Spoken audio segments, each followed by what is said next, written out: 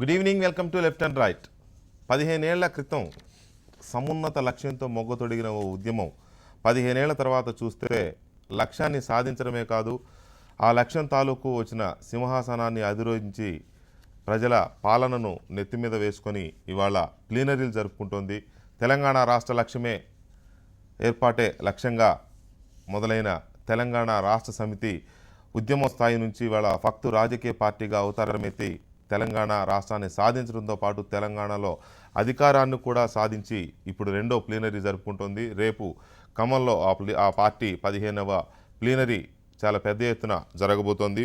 తెలంగాణలో ప్రతిపక్షాలను లేకుండా చేయడమే కాకుండా ఎదురులేని ఒక పార్టీగా చెలాయించాలి, రాజకీయంగాను అధికారికంగాను పెత్తనం చెలాయించాలనేది టీఆర్ఎస్ లక్ష్యం. అలాగే రకరకాల పథకాలతో బంగారు తెలంగాణ దిశగా దూసుకు వెళుతున్నామని చెప్తూ సీఎం కేసీఆర్ అలాగే ఆయన మంత్రివర్గ సభ్యులు కావచ్చు, పార్టీ నాయకులు కావచ్చు, బంగారు తెలంగాణ లక్ష్య సాధనలో ఎవరూ ఎదురు రాకుండా ముందుకు దూసుకెళ్లాలనే లక్ష్యంతోనే ముందుకు సాగుతున్నట్టు కనబడుతుంది. అందులో భాగంగానే రేపు ప్లీనరీకి కూడా చాలా ఘనమైన ఏర్పాటు చేశారు. టీఆర్ఎస్కి అసలు ఆనవాళ్లు కూడా లేవు అనుకున్న ఖమ్మం జిల్లాలో ఇప్పుడు ఆ పార్టీ అతిపెద్ద పార్టీగా అవతరించింది. అన్ని ప్రాంతాల్లోనూ కార్యకర్తలే కాదు ప్రజాప్రతినిధులు కూడా సంపాదించింది.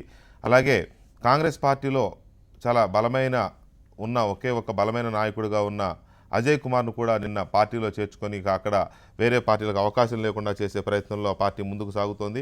ఇలా తెలంగాణ రాష్ట్రమంతటా టీఆర్ఎస్ సాగుతున్న నేపథ్యంలో జరుగుతున్న ఈ ప్లీనరీకి సంబంధించి రాష్ట్రమంతటా తాగడానికి గుక్కెడు నీళ్లు కూడా లేనంత కరువు ఉన్న నేపథ్యంలో ఈ ప్లీనరీ ఎలాంటి లక్ష్యాలను నిర్దేశించుకోబోతోంది, ప్రజలకు ఏం చెప్పబోతోంది, అలాగే పార్టీ ఎలాంటి తన దశను ఎలా తీసుకెళ్లబోతోంది అనేది చాలా కీలకమైన ప్లీనరీగా దీన్ని పార్టీ వర్గాలు రాజకీయ విశ్లేషకులు భావిస్తున్నారు.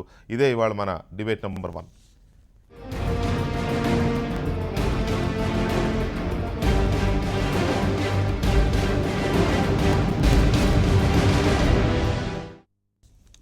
రైట్. ఈ డిబేట్లో శోభారాణి గారు తెలుగుదేశం పార్టీ నాయకులు, అలాగే రఘునందన్ గారు బీజేపీ అధికార ప్రతినిధి, కేకే మహేందర్ రెడ్డి గారు కాంగ్రెస్ పార్టీ నాయకులు స్టూడియోలో ఉన్నారు. కర్ణె ప్రభాకర్ గారు ఎమ్మెల్సీ టీఆర్ఎస్ నాయకులు ఖమ్మం సభ ప్లీనరీ జరగబోతున్న ప్రాంగణం నుంచి మనకి ప్రత్యక్ష ప్రసారంలో అందుబాటులో ఉన్నారు. ప్రభాకర్ గారు గుడ్ ఈవినింగ్ అండి.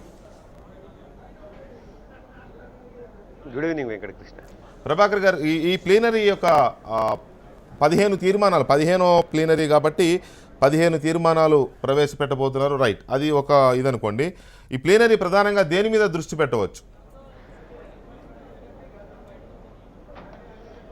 వెంకటకృష్ణ, మీరు ఇంతకుముందు చెప్పినట్టుగా 15 సంవత్సరాలుగా అంటే 15 సంవత్సరాల క్రితం ప్రారంభమైనటువంటి ప్రస్థానం, టీఆర్ఎస్ ప్రస్థానం చివరికి లక్ష్యం నెరవేరి తర్వాత ప్రభుత్వానికి కూడా వచ్చి ప్రభుత్వంలో 2వ సంవత్సరం జరుపుకుంటున్నటువంటి సందర్భంలో ఇవాళ ఇవి ఏర్పాట్లు పూర్తి స్థాయిలో చేసుకుంటున్నాం.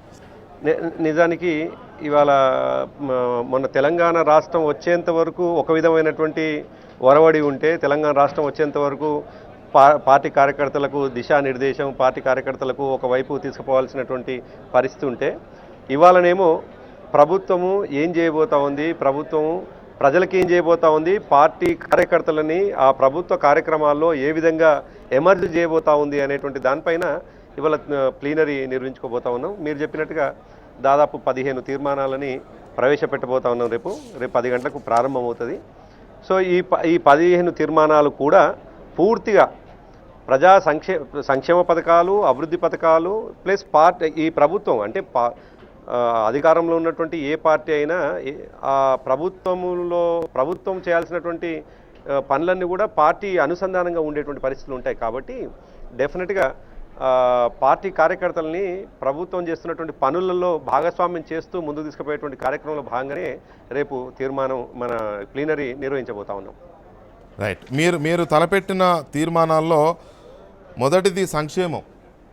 సహజంగానే పాపులర్ గవర్నమెంట్స్, ప్రజాప్రభుత్వాలు భారతదేశంలో ప్రత్యేకించి సంక్షేమం దిశగానే వెళతాయి, సంక్షేమ పథకాలతోనే ముందుకెళ్తాయి. కాబట్టి సంక్షేమం అనే దాన్ని ఫస్ట్ పాయింట్గా పెట్టుకున్నారు. మేజర్ ఇరిగేషన్, అలాగే మిషన్ కాకతీయ, మైనర్ ఇరిగేషన్ కింద మిషన్ కాకతీయ, తాగునీటి కింద మిషన్ భగీరథ, డబుల్ బెడ్రూమ్ ఇళ్ళు పెట్టుకున్నారు. అది మీకు ఫ్లాగ్షిప్ ప్రోగ్రామ్గా ఫీల్ అవుతున్నారు కాబట్టి డబుల్ బెడ్రూమ్ కూడా పెట్టుకున్నారు. వ్యవసాయం, ఆ తర్వాత విశ్వనగరంగా హైదరాబాద్ రూపుదిద్దడం, పట్టణాభివృద్ధి, విద్యుత్తు, కేజీ టు పీజీ, ఇంకా స్టార్ట్ చేయని ఏకైక ప్రోగ్రాం ఇదే. మీరు అనుకున్న పథకాల్లో ఇంకా ఎక్కడ ఎక్కడ అనుకున్నదో అక్కడే ఉంది. ఇంకా ముందుకు మొదలు కథలని ఒక ప్రోగ్రామ్ ఇది కేజీ టు పీజీ. తర్వాత కృష్ణ పుష్కరాలు రాబోతున్నాయి కాబట్టి కృష్ణ పుష్కరాలకు సంబంధించి అది 10వ తీర్మానంగా ఉంది. అలాగే శాంతి భద్రతల పరిరక్షణ, పేకాట, కుటుంబ నిర్మూలన, ఏవైతే సోషల్ డిసీజెస్గా ఉన్నాయో వీటిని నిర్మూలించడం, విభజన చట్టం హామీలు, కేంద్ర ప్రభుత్వ వైఖరి మీద కూడా చర్చించబోతున్నారు రేపు. మీరు ఎందుకు నవ్వుతున్నారో నాకు అర్థం కావట్లా. అంటే వెంకటకృష్ణ, నిజానికి నువ్వు ఇన్వెస్టిగేటివ్ జర్నలిస్ట్, దాంట్లో అనుమానం లేదు. ఎందుకంటే ఇవన్నీ యాక్చువల్గా రేపు తీర్మానాల రూపంలో మేము పెట్టాల్సినటువంటి అవసరం ఉన్నది.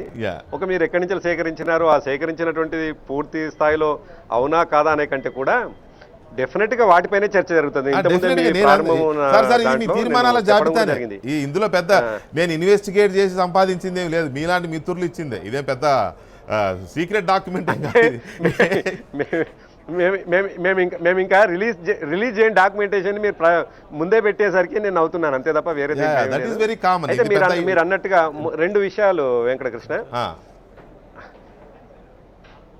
చెప్పండి. ఒకటి ఏంటంటే ప్రధానంగా ఇవాళ ఈ దేశంలో మొట్టమొదటి స్థానంలో సంక్షేమ రంగాన్ని నిలిపిన రాష్ట్రం ఏదన్నా ఉందంటే, ఆ రాష్ట్ర ప్రభుత్వం ఏదన్నా ఉందంటే అది తెలంగాణ రాష్ట్రం అనేటువంటి పేరు తెచ్చుకునేటువంటి దిశలో నడుపుతున్నటువంటి పరిస్థితి ఒకటి. రెండవది అభివృద్ధి విషయంలో ఎక్కడ కూడా కాంప్రమైజ్ అభివృద్ధి రంగాన్ని అంటే ఈ డెవలప్మెంట్ యాక్టివిటీస్ విషయంలో కానీ సంక్షేమ రంగం విషయంలో కానీ ప్యారలల్గా తీసుకుపోతూ తప్పకుండా కేంద్రం నుంచి ఏం చేయాలో, కేంద్ర ప్రభుత్వం నుంచి ఏం రాబట్టుకోవాలో తప్పకుండా ఆ వైపున ఈ ప్రభుత్వ ప్రెజర్ ఉంటుంది. కాబట్టి పార్టీ పరంగా కూడా తప్పకుండా అటువంటి మెసేజ్ పోవడానికి రేపు తీర్మానంలో అది భాగమవుతుంది, దాంట్లో అనుమానం ఏం లేదు. కానీ ఇంతకుముందు ఒక మాట మీరు ప్రారంభంలో అన్నారు, నిజానికి ఒక్క తెలంగాణ ప్రాంతం మాత్రమే కరువును ఎదుర్కోవటం లేదు వెంకటకృష్ణ. మనం లాతూరుని చూసినాం. ఇవాళ లాతూరుకి నీళ్ళ ట్యాంకర్లు మన ట్రైన్ల ద్వారా పోతా ఉన్నాయి.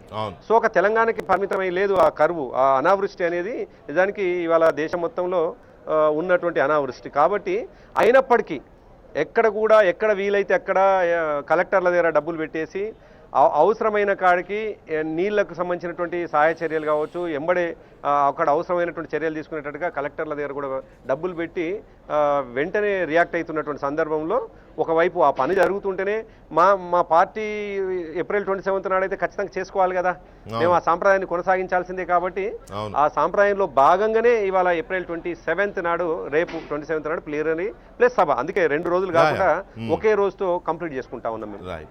ఇక్కడ ఇంకొక ఆసక్తికరమైన పరిణామం ఏంటంటే, మీరు 15వ ప్లీనరీ చేసుకుంటున్న టైంకి అన్ని పార్టీల్లో ఉన్న నాయకులందరూ మీ పార్టీలో ఉన్నారు. మీ పార్టీలోంచి వెళ్ళిపోయిన నాయకులే వేరే పార్టీలో కీలకమైన పాత్ర పోషిస్తున్నారు. ఇవాళ ఏ పార్టీ నుంచి నేను పిలుద్దామన్నా మీ దగ్గర నుంచి వెళ్ళిన వాళ్ళే నా ప్యానల్ నిండా ఉన్నారు. మహేందర్ రెడ్డి గారు, శ్రీనివాస్ రెడ్డి గారు, రఘునందన్ గారు, శోభరాణి గారు. ఇట్లా ఏమైందంటే అన్ని పార్టీల గొప్పతనం ఏంటంటే టీఆర్ఎస్ పార్టీకి ఉన్న గొప్పతనం అదే అంటే వాళ్ళు ఏమో వేరే పేరు కర్మాగారం, ఆ కర్మాగారం నుండి అద్భుతమైనటువంటి వెపన్స్ అన్ని ఒక్కొక్క రకంగా ఒక తీర్పు పోయినాయి. ఆ వెపన్స్ అన్ని ఒక్కొక్క దగ్గర అవసరం ఉన్న దగ్గర ఉన్నాయి. అవి వెపన్స్ అన్నిటిని బయటికి పంపించేసి వెపన్స్ కాని బట్టి మీరు తెచ్చుకున్నారా? ఇక్కడ అద్భుతమైన AK-56 ఉన్నాయి ఇక్కడ. ఓహో, రైట్. ఎనీవే, శోభరాణి గారు, మీరు ఆదిలో చూసిన టీఆర్ఎస్కి ఇప్పుడు 15వ ప్లీనరీ చేసుకున్న టీఆర్ఎస్కి చాలా తేడా ఉంది. అదొక ఆనాడు ఉద్యమ శక్తి, అది ఒక ఉద్యమ పార్టీ అనడానికి లేదు, నిజానికి పొలిటికల్గా ఉన్న ఉద్యమమే దాని ప్రధాన లక్ష్యం. ఇవాళ పక్కా రాజకీయ పార్టీ అధికారంలోకి వచ్చింది. 15వ ప్లీనరీ జరుపుకుంటున్న నేపథ్యంలో టీఆర్ఎస్ ప్రస్థానాన్ని ఒకసారి చెప్పమంటే ఇప్పుడు అనుకున్న లక్ష్యం సాధించిన తర్వాత ఎలా ఉంది, అది మీ అబ్జర్వేషన్ ఏంటి దాని మీద? ఒకటి, కేసీఆర్ గారు ఏ మాట కామాట చెప్పుకున్నట్టయితే మొదట ఉద్యమ పార్టీ పెట్టినప్పటి నుంచి కూడా కేసీఆర్ గారితో ఉన్నాం మేము. తెలంగాణ రాష్ట్ర ఏర్పాటు అనేది ఎంత పకడ్బందీగా చెప్పారో, సరే ఆయన చెప్పిన దానిలో అదే పద్ధతిలో అడుగులు వేసుకుంటూ వచ్చారు. ఏదైతే తెలంగాణ రాష్ట్రాన్ని సాధించారు, ఆ కమిట్మెంట్కు కేసీఆర్ గారికి కృతజ్ఞతలు చెప్పాల్సిందే. తెలంగాణ ప్రజలు భాగస్వామ్యం అయిపోయారు. తప్పని పరిస్థితుల్లో కూడా కేసీఆర్ గారు దానికి నాయకత్వం వహించారు. ఏదైనప్పటికీ కూడా ఆ లక్ష్యాన్ని నెరవేర్చారు అనేది అందరూ ఒప్పుకోవాల్సిన విషయమే. అయితే ఏంటంటే ఇవాళ వాళ్ళే చెప్తా ఉన్నారు, మనం కాదు. తెలంగాణ రాష్ట్రం ఏర్పడ్డ తర్వాత ఉద్యమ పార్టీ కాస్త రాజకీయ పార్టీగా మేము మారుతున్నామని చెప్పారు. అయితే మేము ఇవాళ అనిపిస్తుంది, కేసీఆర్ గారు ఉద్యమ కాలంలో చెప్పినటువంటి కొన్ని హామీలు ఉన్నాయి.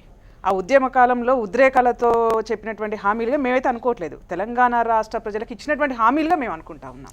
ఒకటి, దళిత ముఖ్యమంత్రి కానీ, మహిళలకు క్యాబినెట్లో అవకాశాలు కానీ, లేకపోతే 3 ఎకరాల భూమి కానీ, డబుల్ బెడ్రూమ్ ఇండ్లు కానీ, ఇవన్నీ కూడా ఎలక్షన్ల వాగ్దానాల కన్నా ఉద్యమ వాగ్దానాలుగానే మేము భావిస్తూ ఉంటాం. అంతేకాకుండా పెద్ద మాట ఏంటంటే ఈ రాష్ట్రానికి ఇప్పుడు కాదు, ఒక 10 సంవత్సరాలు, బహుశా నేను అనుకుంటే 12 సంవత్సరాల కిందట అంబేద్కర్ భవన్లో కేసీఆర్ గారు, ఆ రోజు కేకే మహేందర్ రెడ్డి అన్న నేనున్నాను ఆఫీస్లో, ఆయన హామీ ఇచ్చి అంబేద్కర్ జయంతి రోజు అక్కడ మాట్లాడి వచ్చి పార్టీ ఆఫీస్లో చెప్పారు, ఈ రోజు ఒక పెద్ద బాంబు వేల్చి వచ్చాను మేము అని చెప్పారు. ఏంటి సార్ అంటే ఈ రాష్ట్రానికి కాబోయే దళిత ముఖ్యమంత్రి అని చెప్పేసి పార్టీ ఆఫీస్లో చెప్పారు మా అందరికి.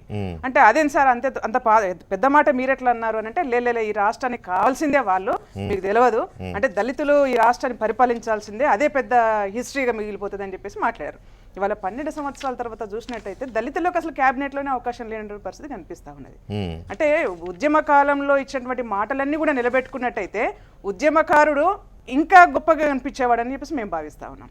అది ఇవాళ కేసీఆర్ గారు ఏంటంటే పూర్తిగా రాజకీయ నాయకుల్లాగా మారిపోయి ఇతర పార్టీల మీద రోజు అవాకులు చెవాకులు మాట్లాడేసి, అంతకుముందు కూడా ఏ మాట మనం చూసుకున్నట్టయితే చంద్రబాబు నాయుడు గారు ముఖ్యమంత్రిగా ఉన్నారు కేసీఆర్ గారు పార్టీ పెట్టినప్పుడు. ఏ రోజు చంద్రబాబు నాయుడు గారు ఈ పార్టీ ఉండొద్దు, తెలంగాణ రాష్ట్రం కోసం కొట్లాడొద్దు అని చెప్పేసి ఏ రోజు కూడా ఒత్తిడి తీసుకొచ్చిన పరిస్థితి కనిపించట్లే.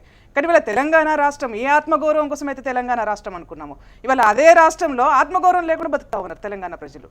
దానికోసం ఇవాళ మళ్ళీ ఉద్యమం చేయాలి. మీరు ఎలా ఒక డెసిషన్కి వచ్చారు తెలంగాణ ప్రజలు ఆత్మగౌరవం లేకుండా? ఎందుకు చెప్తున్నారు? ఒకటి ఒక రాజకీయ పార్టీగానైనా, లేకపోతే ఉద్యమ నాయకుడుగానో, లేదా రాజకీయ పార్టీగా మారుతున్న క్రమంలో ఆయన కొన్ని హామీలు చేసి ఉండొచ్చు, కొన్ని ప్రకటన మీరు అన్నట్టు దళితుల ముఖ్యమంత్రి అనో, లేకపోతే ఇంకోటనో, భూమి పంపకాలనో, లేకపోతే డబుల్ బెడ్రూమ్లు, రకరకాల ప్రకటనలు చేసి ఉండొచ్చు. రాజకీయంగా చేసిన చాలా హామీల్లో కొన్ని అమలు చేయడం సాధ్యాసాధ్యాల ప్రకారం కొన్ని జరగకపోవచ్చు, కానీ యాజ్ ఎ హోల్ ఓవరాల్గా చూసినట్లయితే ఫీల్ గుడ్ ఫ్యాక్టర్ ఉందా లేదా అనేది చూడాలి. ఇవాళ కరువును కాసేపు పక్కన పెడదాం, కరువు గురించి మాట్లాడలేదు. ఇక్కడ తెలంగాణ రాష్ట్రంలో 50% మహిళలు ఉన్నారు. 50 జనాభాలో 50% మహిళలు.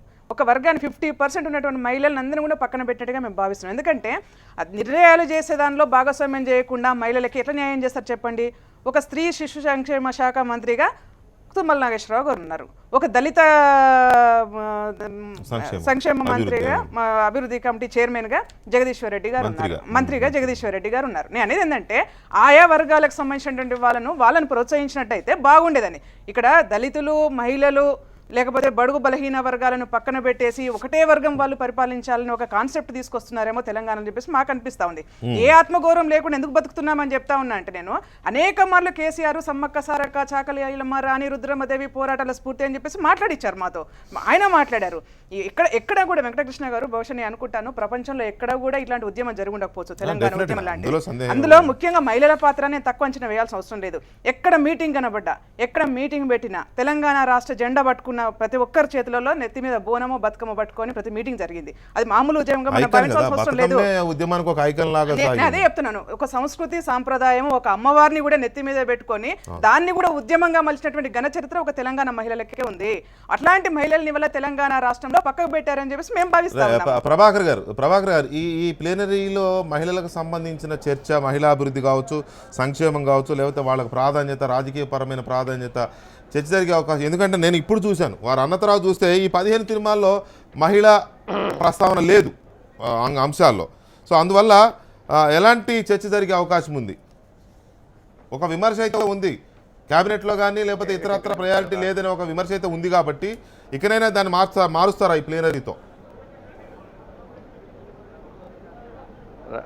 రాజకీయ పార్టీలకు ఉన్నటువంటి లక్షణం, ముఖ్యంగా ప్రతిపక్షాలకు ఉన్నటువంటి లక్షణం, అనునిత్యం ఏది చేసినా 99 చేసినా 1% ఇక్కడ లేకపోతే దాన్ని ప్రధానంగా భూతత్వంలో పెట్టి చూపించి మాట్లాడమే ప్రతిపక్షాలకు ఉన్నటువంటి సహజమైనటువంటి లక్షణం.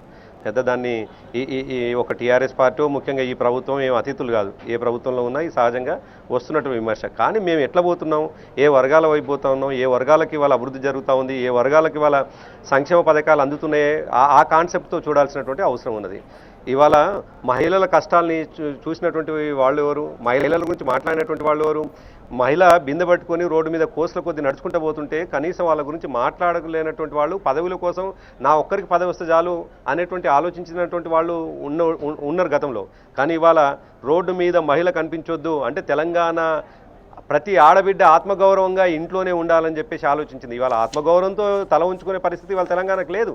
ఇవాళ తెలంగాణ ప్రతి బిడ్డ కూడా తల ఎత్తుకొని నేను నా ఇంట్లోనే, అంటే ట్యాంకర్ల కాడ నల్లాల కాడ కొట్లాటలు పెట్టుకొని ఆ పరిస్థితి నుంచి బయటికి రావాలని వాళ్ళ ఈ ప్రభుత్వం భగీరథ ప్రయత్నం చేస్తుంది. అదే కాదు మరో ప్రయత్నం ఏంటంటే మంచినీళ్లతో పాటు అధికారంలో కూడా భాగస్వామ్యం కావాలని చెప్పేసి మేము కొట్లాడతాం. ఇప్పుడు కేసీఆర్ గారు ఎందుకు తెలంగాణ రాష్ట్ర ఉద్యమం చేశారు చెప్పండి? మా ఆత్మగౌరవం, మా పరిపాలన, మా హక్కు, మా రాష్ట్రం అని చెప్పి కదా మనం ఉద్యమం చేసుకుంది.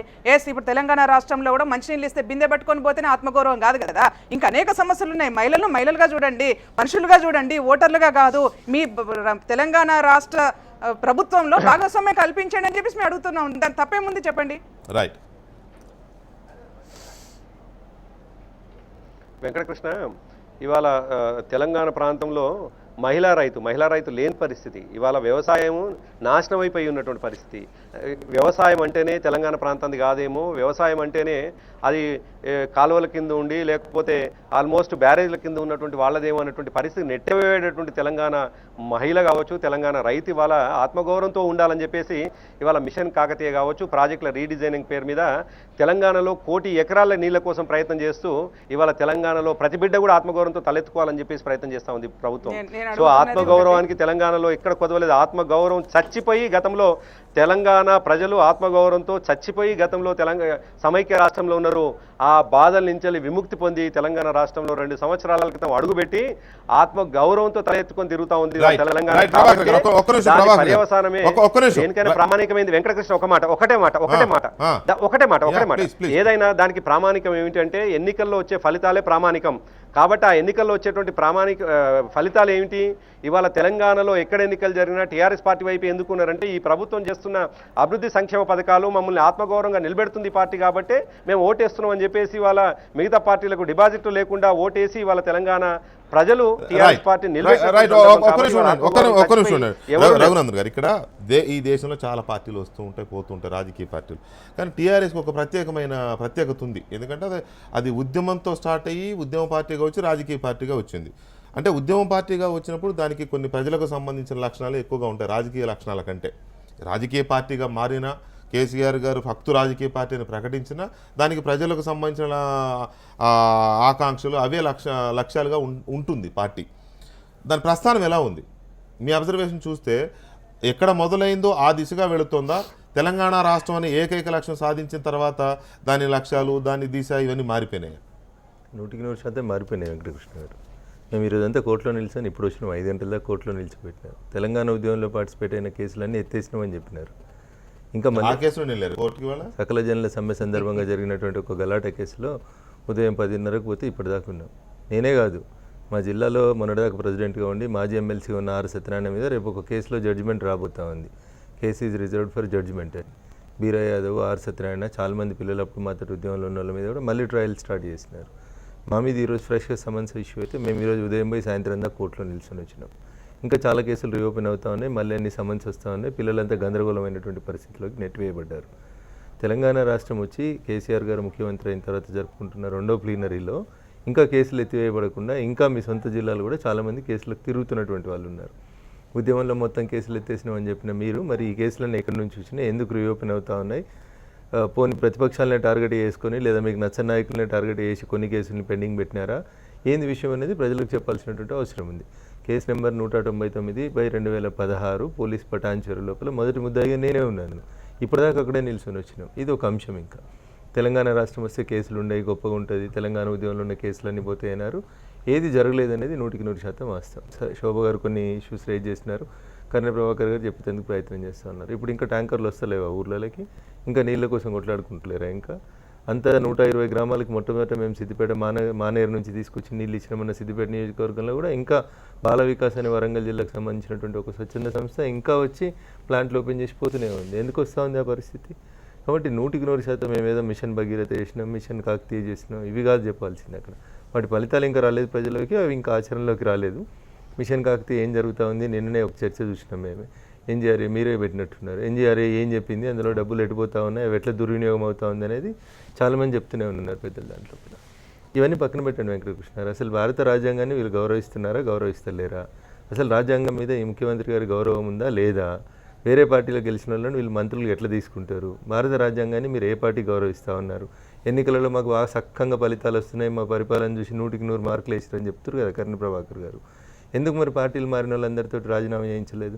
ఎన్నిసార్లు ఉప ఎన్నికలకు పోయింది టీఆర్ఎస్ పార్టీ 2014లో అధికారంలోకి వచ్చే కంటే ముందు? ఆనే కనబడతా ఉంది మీ నీతి నిజాయితీ.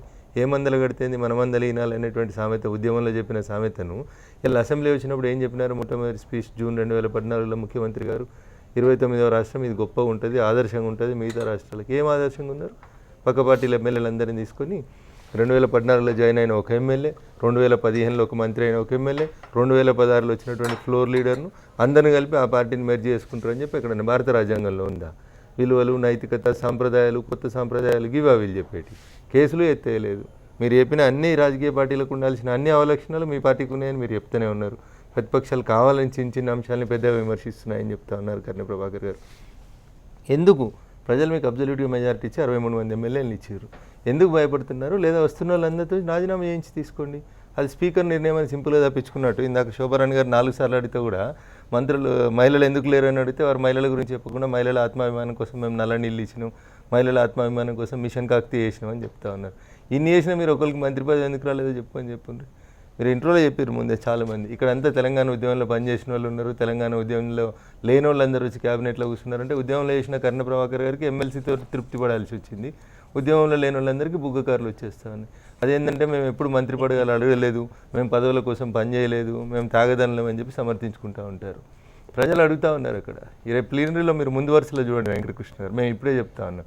రేపు కేసీఆర్కి ఈ పక్కన ఆ పక్కన ముందు వరుసలో ఎవరు ఉంటారో చూడండి. 2001 రోజు ఫోటో తీసుకొచ్చి చూడరు. ఆ రోజు వాళ్ళు ఎవరన్నా ఒక్కరు కూడా ఆయనకి ఈ పక్కన ఆ పక్కన కనబడితే అప్పుడు మాట్లాడుకుందాం. రేపు సాయంత్రం కూడా మళ్ళీ మాట్లాడుకుందాం. కాబట్టి ఇవన్నీ ప్రజలకు నిజంగానే ఒక ప్రత్యేకత ఉంది ఇక్కడ. ఉద్యమకారులు లేరని కాదు ఈ ప్లేనరీ నాటికి, కాకపోతే సగం మంది లేరు రకరకాల కారణాల వల్ల. 30 మంది లేరు. కీలకమైన పదవుల్లో ఆనాడు ఉద్యమంలో లేని వాళ్ళు, ఇంకా ఎక్కువ మాట్లాడితే ఉద్యమకారుల్ని కొట్టిన వాళ్ళు, ఇట్లాంటి కొన్ని శక్తులు వచ్చి చేరినాయి. సరే రాజకీయ కారణాల వల్లనో ఇంకో రకంగానో వచ్చి చేరినాయి. వాళ్ళు రేపు ప్లీనరీలో కీలకమైన పాత్ర పోషిస్తారు. ఈ పక్క ఆ పక్క వాళ్ళే ఇద్దరు కీలకమైన పాత్ర పోషిస్తారు. ఒక పాయింట్. సరే ఉద్యమంలో పాల్గొన్న కర్ణ ప్రభాకర్ గారు ఎమ్మెల్సీ అయ్యారు, కానీ వాళ్ళు ఇంకా చాలా మంది ఉన్నారు. ఇంకా they are waiting for various పోస్ట్లో రకరకాల వీటి కోసం వెయిట్ చేస్తున్నారు. ఈ పరిస్థితుల్లో ఈ ప్లీనరీని చెప్పమంటే మీరు ఎలా చెప్తారు దాన్ని? సరే, ఏ రాజకీయ పార్టీ అయినా ప్లీనరీ బంగారు తెలంగాణ దిశగా వెళ్తుంది అని ఏ రాజకీయ పార్టీ అయినా ప్లీనరీ పెట్టుకోవడం వల్ల రాజకీయ ఆర్భటాలను ప్రదర్శించుకోవడం సహజమే. అది కాకపోతే ఏంటంటే పెట్టుకున్న సందర్భాన్ని మాత్రం నేను ఖండిస్తున్నాను. ఎందుకంటే ఈరోజు రాష్ట్రంలో కరువు విలయతాండవం చేస్తుంది. రైతులు ఆత్మహత్యలు జరుగుతున్నాయి. ఇంత పెద్దన రైతులు ఆత్మహత్యలు జరుగుతుంటే, కరువు విలయతాండవం చేస్తుంటే, పశుగ్రాసం లేక పశువులు కబేలలేకపోతుంటే, ఈ రాజకీయ విలాసం కొరకు ఈ సభను నిర్వహించడం నేను మాత్రం తీవ్రంగా ఖండిస్తున్నాను. రాజకీయ పార్టీగా వాళ్ళకు ఉండొచ్చు పెట్టుకోవడం కావచ్చు. వ్యవస్థాపక దినోత్సవాలు అన్నీ కూడా చాలా మటుకు వ్యవస్థాపక దినోత్సవాలు, కానీ సందర్భాన్ని బట్టి సమయాన్ని బట్టి దానికి అనుకూలంగా మనం నిర్ణయాలు తీసుకోవడం జరుగుతుంది.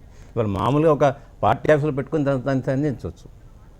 ఇలా ఏం చేస్తున్నాం అని చెప్పి ఈ రైతుల ఇలా కరువు మనం రుణమాఫీ చేస్తాం అనుకున్నాం కదా, రుణమాఫీ చేశామా? రైతులు ఆత్మహత్యలు చేసుకుంటున్నారు. ఈ ప్లీనరీ దానికి సమాధానమా? ఇవాళ ఎట్లుందంటే నా ఉద్దేశంలో ఇది రోము నగరం తగలబడుతుంటే నీరో చక్రవర్తి పీడలు వాయించుకున్నట్టుగా ఉంది అలా ప్లీనరీ వాడు. ఇది నా అభిప్రాయం. వాళ్ళ అభిప్రాయం దాన్ని వాళ్ళు ఏకీభించవచ్చు. ఇలా ఇక్కడ ఉన్న వాళ్ళు కూడా ఏకీభించకపోవచ్చు. మీరు కూడా కుదించడం దానికి సంబంధం కదా. అదే పార్టీ ఆఫీసులో పెట్టుకున్న దానికి ఇట్లా ఈ విధంగా ఈ రాష్ట్రంలో ఇటువంటి పరిస్థితులు ఉన్నాయి కాబట్టి మేము కేవలం పార్టీ ఆఫీస్కే దీన్ని పరిమితం చేసుకున్నాం. అనేది ఏంటంటే వాతావరణ పరిస్థితుల్లో లేకపోతే రకరకాల సమస్యలు వస్తుంటాయి పోతుంటాయి, కానీ డేట్ మాత్రం మారదు కదా. 27th ఏప్రిల్ అనేది పార్టీ ఆవిర్భావ దినోత్సవం. ఆ రోజు ప్లీనరీ ఒక రివ్యూ జరగాలి ఖచ్చితంగా. అది ఏ పార్టీ ఏం చేస్తుంది, కీలకమైన డేట్స్ అవి. నేను చెప్పింది కూడా అదే వెంకటకృష్ణ గారు. ఆ డేట్ నాడు జరుపుకోండి కాదని నేను ఎట్లేదు, కానీ దాన్ని పరిమితం చేయండి. ఇంత హంగు ఆర్భాటము ఇవన్నీ అవసరం లేదు వాడికి. ఇలా మీ పార్టీ కార్యకర్తలతోనో చిన్న పార్టీ ఆఫీసులను అక్కడ పెట్టుకొని రివ్యూ చేసుకుని ముఖ్యులను పిలుచుకొని పెట్టుకొని చేసుకోండి. దాన్ని వద్దని నేను అనట్లే, దాన్ని జరపనేకూడదు, దాన్ని మీరు రద్దు చేయండి అని నేను అనట్లే. జరుపుకోండి, కానీ ఇంత అంగు ఆర్భాటం అవసరం లేదు వాటికి. ఈ అంగు ఆర్భాటాల మధ్యలో ప్రజల యొక్క కష్టాలన్నింటినీ కూడా మీరు ఇలా వాళ్ళ కష్టాల మీద మీరు ఇలా సంబరాలు చేసుకుంటారు ఇవాళ. ఎవరైనా ఏ వ్యక్తి అయినా సంబరం చేసుకుంటే, నా ఇంట్లో నా పుట్టినరోజు నేను సంబరం చేసుకుంటే, కష్టాలు ఉన్నాయి కాబట్టి ఎన్నెన్న కష్టాలు ఉన్నాయి నా ఇంట్లో నేను సంబరం చేసుకుంటానే పద్ధతి అది. తెలంగాణ ప్రజల కొరకు పుట్టిన పార్టీ, తెలంగాణ ప్రజల కష్ట సుఖాలను తీర్స్తాను వచ్చిన పార్టీ వాళ్ళ, తెలంగాణ ప్రజల యొక్క ఆత్మగౌరవం కాపాడుతాను వచ్చిన పార్టీ వాళ్ళ, తెలంగాణ ప్రజలందరూ కష్టాల ఒడల్లో కడతేరుతుంటే ఇలా నువ్వు ఇలా అంగు ఆర్భాటాలు తీసుకోవడం ఎంతవరకు సగపడింది నేను అడుగుతున్నా వాళ్ళ. రెండోదిలో మీరు అన్నారు బంగారు తెలంగాణ, ఇలా ఈ తెలంగాణ ఆ తెలంగాణ అని. ఇలా నిజంగా కూడా కర్ణె ప్రభాకర్ గారు కానీ ఇంకోరు కానీ నేను కర్ణె ప్రభాకర్ గారు మిత్రుడు, మా సహోదరుడు అప్పుడు ఉన్నప్పుడు పార్టీలో పనిచేసినప్పుడు ఇలా ఎమ్మెల్సీ రావడం మేము చాలా సంతోషిస్తున్నాం. ఆయనకి అట్లీస్ట్ ఆయనకన్నా ఆ ఎమ్మెల్సీ పదవి వచ్చింది. కానీ ఇలా కర్ణె ప్రభాకర్ని కొట్టిన వాళ్ళు ఇలా క్యాబినెట్ ర్యాంకులో కూర్చున్నారు, కొట్టించిన వాళ్ళు. కర్ణె ప్రభాకర్ మీద దాడి చేసిన వాళ్ళు, ఆ రోజు కర్రలతో కొట్టించిన వాళ్ళు, కర్ణె ప్రభాకర్ని తరిమి కొట్టిన వాళ్ళు ఇలా మంత్రి పదవిలో కూర్చున్నారు ఇవాళ నిజంగా కూడా తెలంగాణ తల్లి అనేది ఏదైతే ఆ రోజు తెలంగాణ తల్లిని ఒక సృష్టించినరో ఆమెకు ఆత్మ ఉన్నట్టయితే ఈ ప్లీనరీలను చూశాడ ఇలా గొల్లున ఏడుస్తుంది ఇవాళ. ఎందుకు ఆ రోజు తెలంగాణ బిడ్డల మీద ఇలా బూట్లతోని లాఠీలతోని రాళ్లతోని కొట్టించిన వాళ్ళందరూ కూడా ఇవాళ ఇలా ప్లీనరీలో పక్కన కూర్చొని చెప్తుంటే ఆ తెలంగాణ తల్లికి నిజంగానే ఆత్మ ఉంటే ఇలా ఘోషిస్తుంది ఆమె ఆత్మ ఇవాళ ఎవరండి అలా ఆ ప్లీనరీలో పక్కన కూర్చునే వాళ్ళు? తెలుగుదేశం ఆ రోజు బద్ద శత్రువు ఇలా తుమ్మల నాగేశ్వరరావు వాడు కూర్చుంటారు ఇవాళ. ఆ రోజు తెలంగాణ కేసీఆర్ ఎన్ని తిట్టినా తెలంగాణ అప్పుడు. ఇవాళ నిజంగా కూడా తెలంగాణ తల్లిగా ఆ రోజు ఆయన నేతృత్వంలోనే జరుగుతుంది, ఆయన నేతృత్వంలో తెలంగాణ తల్లి నిజంగానే ఆమెకు ఆత్మ ఉన్నట్టయితే ఘోషిస్తుంది వాళ్ళ ఆత్మ, ఏడుస్తుంది వాళ్ళ ఆత్మ.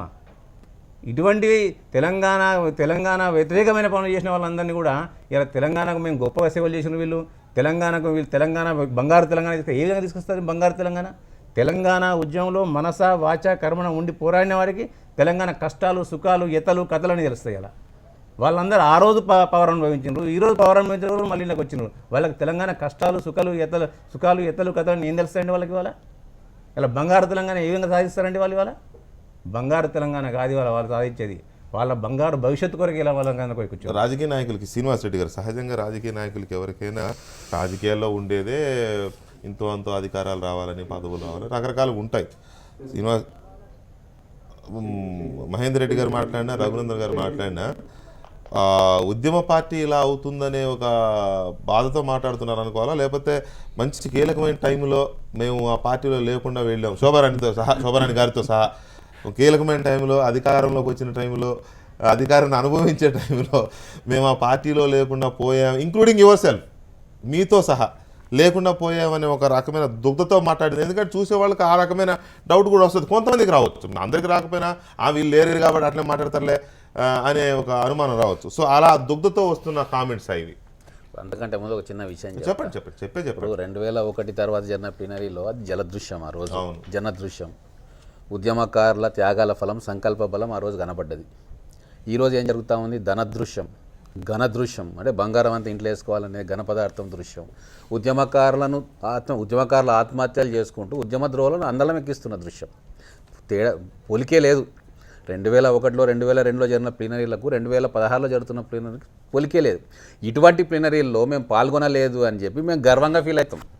ఎందుకు అంటే మేము ఖచ్చితంగా ఆ పార్టీలో ఉంటే తిరుగుబాటు అయ్యేది, మేము బయటకు వచ్చేటోళ్ళం, కొట్లాడేటోళ్ళం. ఎందుకు అంటే 2001లో మనం ఏమనుకున్నాము, మియా బీబీ ఒక్కరే ఉన్నారు, తెలంగాణకే మొత్తం అంకితం, మేము ఎవ్వరు రారు, ఇట్లా వారసత్వం ఉండదు, అట్లుండదు ఇట్లుండదు అని బ్రహ్మాండంగా చెప్పుకున్నాం.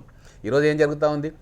కేవలం నలుగురి కోసము ఈ ప్రభుత్వము, ఈ యంత్రాంగము, ఈ రాష్ట్రం వాళ్ళ కోసమే ఉన్నది అన్నట్టుగా మంత్రి పదవులు మార్చినా అదే దృశ్యం, టీవీలలో చూసినా అదే దృశ్యం, బయట చూసినా అదే దృశ్యం, అమెరికా కాడ నుంచి అండమాన్ దగ్గరికి ఎక్కడ పోయినా అదే దృశ్యం. ఎవరు కనబడుతున్నారండి?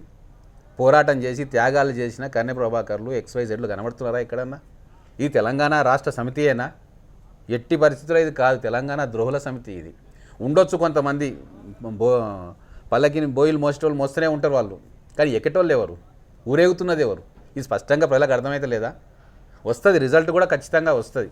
ఈరోజు అనుకుంటూ ఉండొచ్చు ఎలక్షన్లో మేము గెలుస్తున్నాము అని. ఎలక్షన్లు ఎట్లా గెలుస్తున్నారో మీకు తెలియదా, మాకు తెలియదా, వాళ్ళకు తెలియదా? ఇప్పుడు ఎన్ని కవర్లు ఎన్నెన్ని ఇళ్లకు ఎవరెవరు పంచుతున్నారో తెలియదా? వాళ్ళకు పార్టీ వాళ్ళకు తెలుసు, మనకు తెలుసు, మీకు తెలుసు. ఈ వాటర్ గ్రిడ్ ప్రాజెక్టుల పైసలు ఎక్కడ పోతున్నాయి, ఈ ధనయజ్ఞము జల ఎటు పోతున్నాయో తెలియదా, ఎటు నుంచి ఎటు వస్తున్నాయి, జిహెచ్ఎంసీ ఎన్నికలలో ఎన్ని కోట్లు ఖర్చు పెట్టారో తెలియదా? అంటే ఇవన్నీ కూడా కేవలం ఎన్నికలే కొలమానం అని చెప్పి వాళ్ళు జబ్బలు జరుచుకుంటే చాలా సంతోషం, అట్టనే జబ్బలు జరుచుకోండి. నేను సింగరేణికి పోయి వచ్చినాం, సకల జనుల సమ్మె చేసి 42 రోజులు గని నాపించి కేంద్రాన్ని వణికించిన వాళ్ళ పరిస్థితి ఏముంది అక్కడ?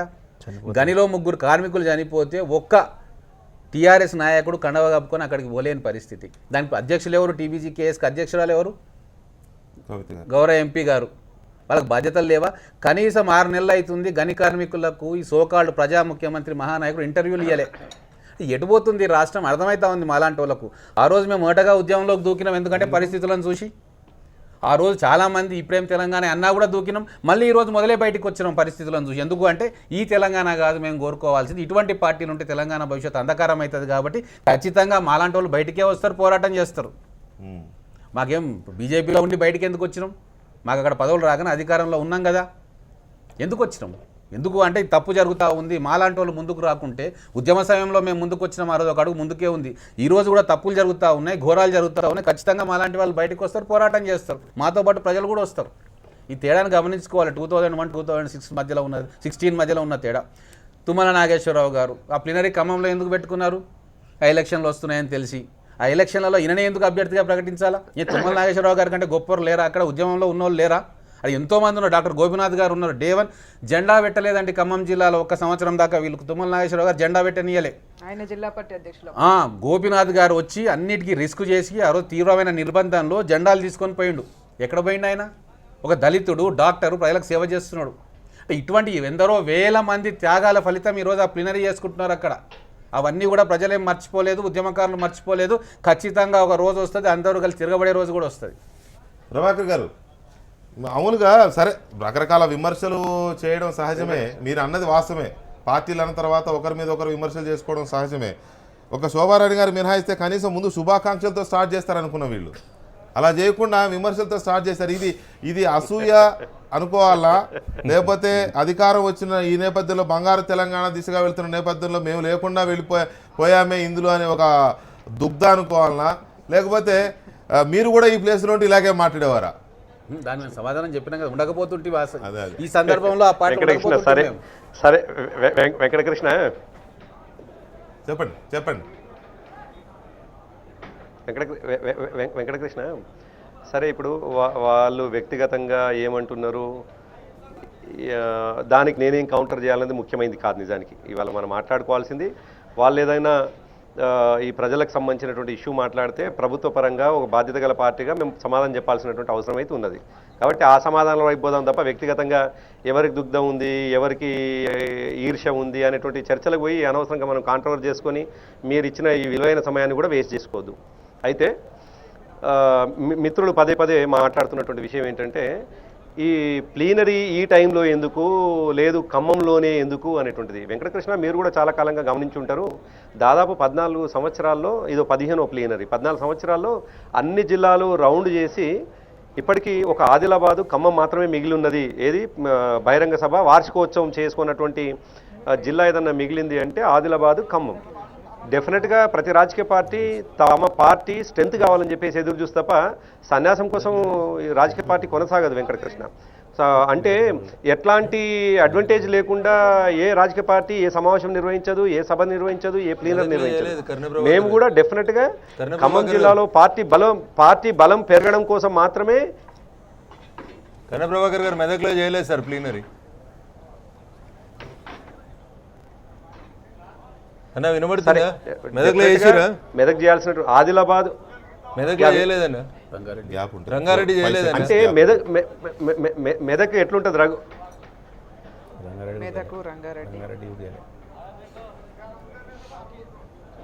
చెప్పండి. రంగారెడ్డి అనంతగిరిలో అయింది ఆల్రెడీ వెంకటకృష్ణ. అంటే అనంతగిరిలో ఆల్రెడీ జరిగింది, మహబూబ్నగర్లో జరిగింది, కరీంనగర్లో జరిగింది, నిజామాబాద్లో జరిగింది, హైదరాబాద్లో 3-4 సందర్భాల్లో జరిగింది. మెదక్ ఒకవేళ హైదరాబాద్కు దగ్గరలో ఉన్నటువంటి భావన. ఇంకోటి ఏంటంటే స్కాటర్గా మెదక్ ఒక పద్ధతిలో ఉంటుంది కాబట్టి మరి అది నెక్స్ట్ డెఫినెట్గా చేసుకోవాల్సినటువంటి అవసరం వస్తుంది, చేసుకునేటువంటిది. ఇది చేయలేదు అది కాదు. నేను ఏమంటున్నా అంటే ఎందుకు వచ్చినాము ఖమ్మంకి అనేటువంటి మాట నేను చెప్పే ప్రయత్నం చేస్తూ ఉన్నాను. కాబట్టి దాంట్లోకి వెళ్ళి కూడా మీరు ఏమైనా వెతుకుతా అంటే నేను ఏం చేయలేను. కానీ అయితే అయితే ఇవాళ మేము డెఫినెట్గా ప్లీనరీని మా అన్న మహేంద్రన్ ఒక మాట అన్నారు, ఇంత అంగు ఆర్భాటాలతో. నిజానికి ఇక్కడ ఏం అంగు ఆర్భాటాలు లేవు. ఇక్కడ దాదాపు 4000 మంది ప్రతినిధులకు సంబంధించినటువంటి ఒక సమావేశ స్థలాన్ని ఏర్పాటు చేసుకున్నాం. ఆ సమావేశ స్థలం కూడా సిటీలో ఎక్కడ కూడా ఇంత పెద్ద ఫంక్షన్ హాలు 4000 మందికి సరిపోదు కాబట్టి ఊరు బయటకు వచ్చి ఒక షెడ్ వేసుకొని ఆ షెడ్లో ఇవాళ ప్లీనరీ నిర్వహించుకోబోతా ఉన్నాం. బహిరంగ సభలు ఎక్కడ నిర్వహించినా కానీ డెఫినెట్గా వార్షికోత్సవం సంబంధంగా బహిరంగ సభ చేసుకుంటాం కాబట్టి డెఫినెట్గా వార్షికోత్సవం 27 నాడు జరుగుతూ ఉంది. ఒక మాట ప్రభాకరణ, దానికి ప్రత్యేకమైన రోడ్లు, అధికార దుర్వినియోగము, ఎన్నికల కోడ్ ఇవన్నీ ఏం లేవన్నా? అయితే వెంకటకృష్ణ డెఫినెట్గా మేము కార్యక్రమం ఏర్పాటు చేసుకున్నటువంటి సందర్భంలో రవాణా సౌకర్యం కోసం రోడ్లు వేసుకోకుండా ఉండదు. ఒక 1/2 కిలోమీటర్ కోసమే అధికార దుర్వినియోగం అంటే ఇక కాంగ్రెస్ పార్టీలో 40 సంవత్సరాలు భారతీయ జనతా పార్టీ వాళ్ళు సభలు చేసుకుంటే వాళ్ళు ఎన్ని సంవత్సరాలు ఏం చేసుకుంటా ఉన్నారు? కేంద్రంలో ఉన్నటువంటి కేంద్రంలో భారతీయ జనతా పార్టీ వాళ్ళ అధికారంలో ఉంది, వాళ్ళు బహిరంగ సభలు చేసుకుంటే అసలు ఎట్లాంటి అధికార దుర్వినియోగం లేకుండా ఎట్లాంటి రోడ్డు వేయకుండా చాలా నిష్టగా చేసుకుంటా అని చెప్పేసి రఘు భావిస్తే నేనేం చేయలేను.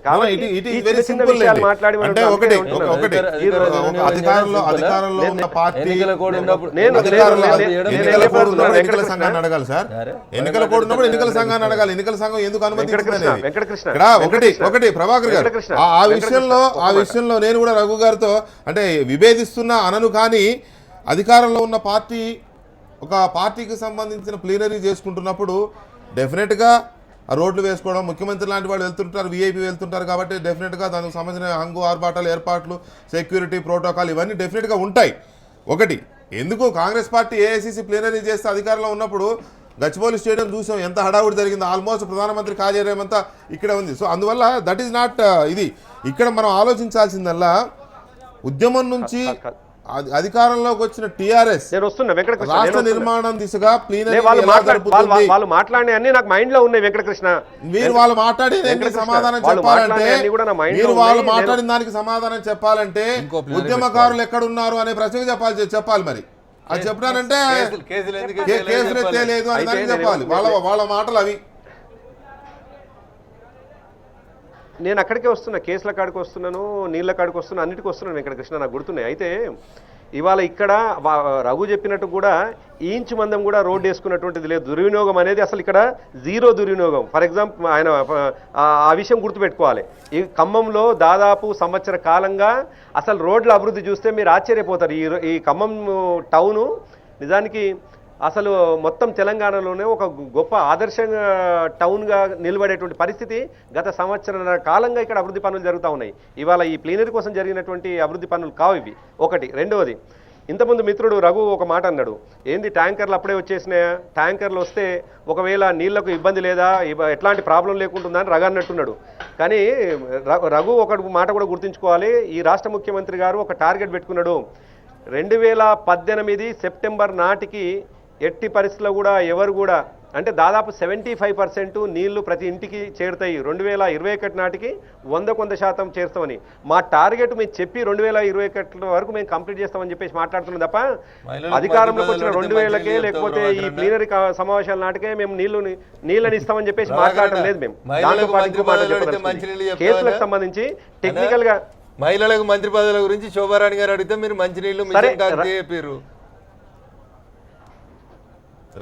సరే, రఘు అనేటువంటివి ఇవాళ కొత్తగా ఏం మాట్లాడలేదు. డెఫినెట్గా రఘు టెక్నికల్గా ఒక అడ్వకేట్గా నేను ఏ విషయం మంచిగా మాట్లాడితే మంచి రిజల్ట్ మంచి అది వస్తుంది, ఆర్డర్ వస్తుంది, జడ్జిని ఇచ్చాలని చెప్పేసి ఎక్స్పెక్ట్ చేస్తాడు. కాబట్టి ఇవాళ వెంకటకృష్ణ ఏమైనా జడ్జిమెంట్ ఇస్తాడేమో కానీ ప్రజలు జడ్జిమెంట్ ఇవ్వాల్సినటువంటి అవసరం ఉంది. కాబట్టి ప్రజల ముందు విషయాలను పెడతా ఉన్నాం. ఈ ప్రభుత్వం ఏం చేస్తా ఉంది, ప్రభుత్వ కార్యక్రమాలు ఎట్లా పోతా ఉన్నాయి. కర్ణ ప్రభాకర్ గారు కూడా జడ్జిమెంట్ ఇచ్చే స్థితిలో లేదు. నేను నీలాగానే ఆర్గ్యుమెంట్ చేసేవాడిని. అదే కదా మా బాధ అంతా. నేనేమంటున్నాను,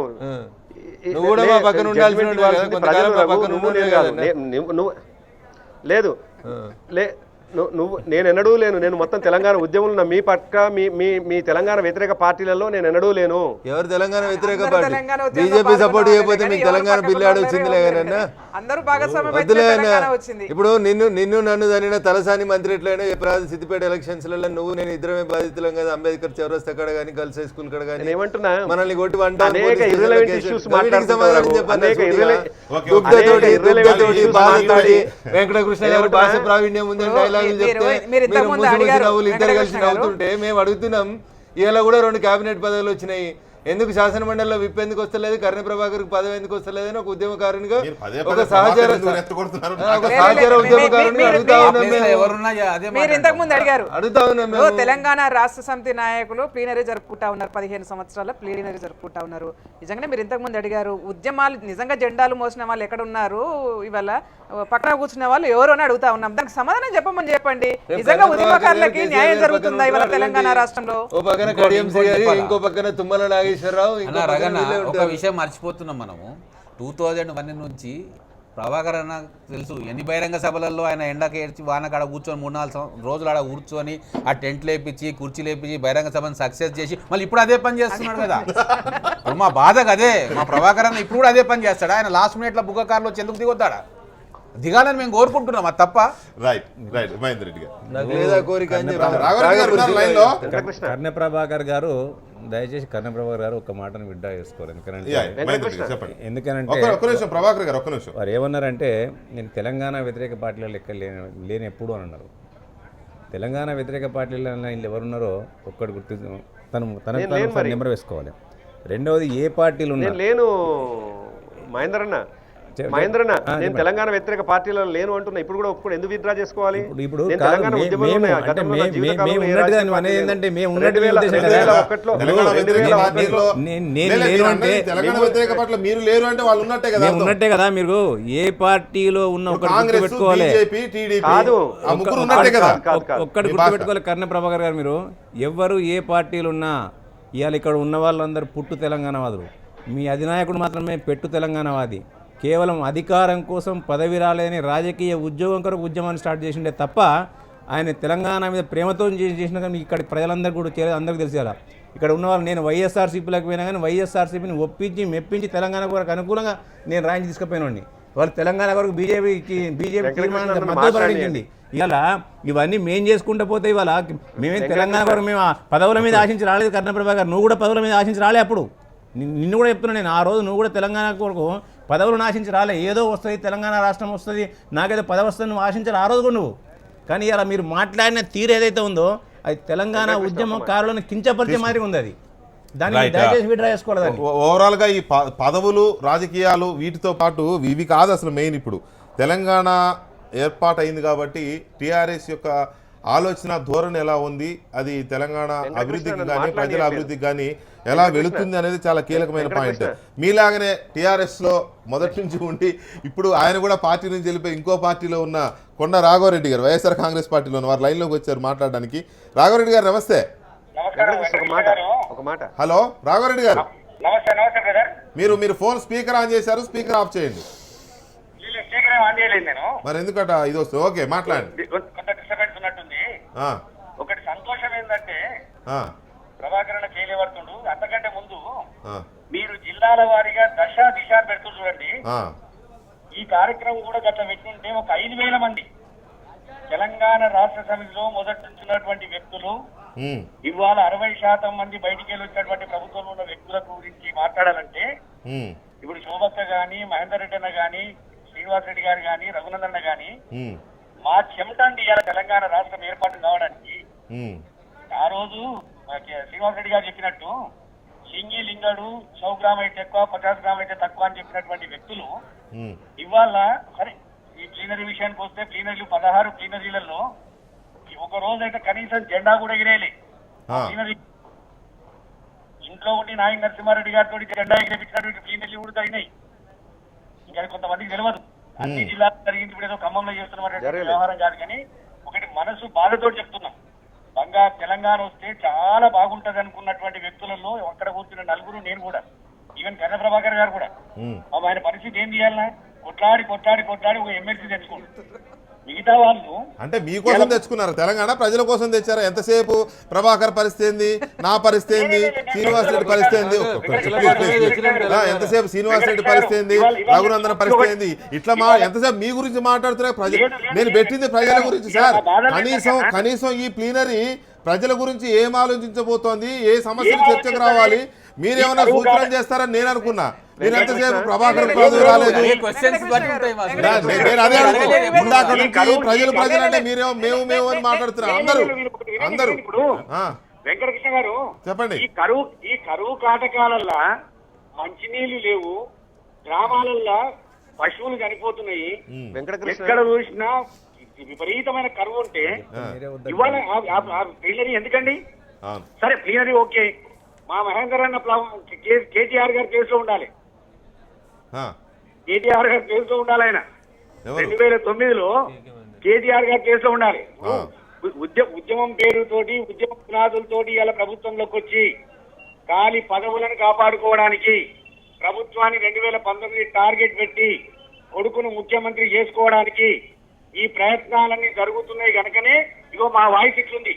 నిజంగానే మంచి జరిగితే, నిజంగానే ఉద్యమకారుడు న్యాయం జరిగితే, ఉద్యమకారులు సంతోషం.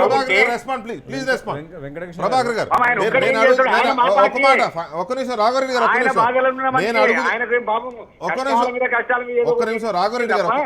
నిమిషం ఉండండి దయచేసి, ఒక్క నిమిషం ఆగండి. నేను అడుగుతున్నదేమో రాష్ట్రము, ప్రజలు, సమస్యలు, ప్లీనరీ. నేను మాట్లాడుతున్నా, మీరు అందరూ ప్రభాకర్ గారు వెంకటకృష్ణ మీరు రాంగ్ మిస్లీడ్ చేస్తా ఉన్నారు.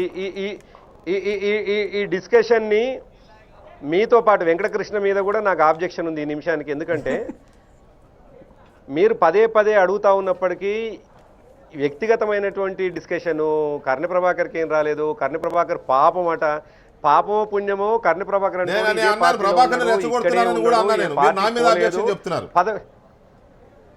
నేనేమంటానంటే నా మీద సానుభూతి, నా మీద పాపం చూపించాల్సినటువంటి అవసరం, ఆ పరిస్థితిని నేను ఎన్నడూ తెచ్చుకొని అవసరము లేదు నాకు. ఒకటి. రెండవది, వెంకటకృష్ణ నేను ముందు నుంచి నేను మీ మీద ఆబ్జెక్షన్ అనేటువంటి మాట వేరే. ఎందుకంటున్నానంటే మన చర్చ ఎక్కడ జరగాలి? మీరు అంటున్నట్టుగా, మీరు పదే పదే గుర్తు చేస్తున్నట్టుగా ఈ ప్లీనరీ ద్వారా ఈ ప్రభుత్వము ఇవాళ పార్టీ ద్వారా ప్రజలకి ఏమిటి, ప్రభుత్వం ద్వారా ప్రజలకి ఏమిటి, అసలు ఏం జరగబోతా ఉందో అన్న చర్చ జరిగేది. కర్ణ ప్రభాకర్కు మంత్రి పదవి ఎందుకు రాలేదు, కర్ణ ప్రభాకర్ పాపం ఇదానండి చర్చ జరగాల్సింది. అంటే దాంతోపాటు నేనేమంటున్నాను, నేను ఎక్కడన్నా డివేట్ అవుతున్నట్లయితే, నేను ఎక్కడైనా ఈ ఇష్యూని డివేట్ చేసి మాట్లాడుతున్నట్లయితే నన్ను మాట్లాడనండి. నేను చెప్తున్నది ఏంది, ఇవాళ ప్రజలు ఏం కోరుకుంటున్నారు అనేటువంటిది ప్రధానంగా మాట్లాడుకుంటున్నాం. ఇవాళ ప్రజలు కోరుకుంటున్నటువంటి పని ఈ ప్రభుత్వం చేస్తుందా లేదా, ప్రజలు ఆశించిన రీతిలో పనిచేస్తూ ఉందా లేదా, అది ప్రజలు ఏం ఎక్స్పెక్ట్ చేస్తారు? కర్ణ ప్రభాకర్ మంత్రి కావాలని ఎక్స్పెక్ట్ చేస్తారా ప్రజలు? అది కాదు కదా ఎక్స్పెక్ట్ చేసింది.